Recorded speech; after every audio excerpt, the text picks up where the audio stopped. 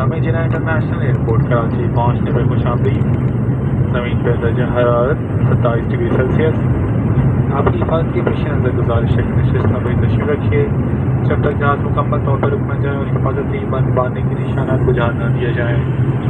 आप अपना दस्ती सामान उस वक्त तक न निकालें जब तक जहाज़ के दरवाजे खोल न दिए जाएँ। सब्ज़ हिलाली परचम के नंबरदार पाकिस्तान इंटरनेशनल के इंतखाब का शुक्रिया और अल्लाह हाफ़िज़। Honorable guests, welcome to Jinnah International Airport, Karachi. Here the ground temperature is 27 degrees Celsius. For your own safety, you are requested to please remain seated until the aircraft comes to a complete stop and seatbelt signs are switched off. Please do not remove your hand baggage till the doors are open. Thank you for choosing national flag carrier Pakistan International. Allah Hafiz.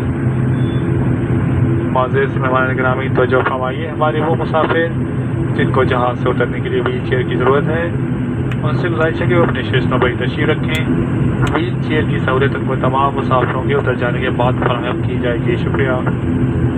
Honourable guest, passengers who required wheelchair while disembarkation are requested to please remain on board.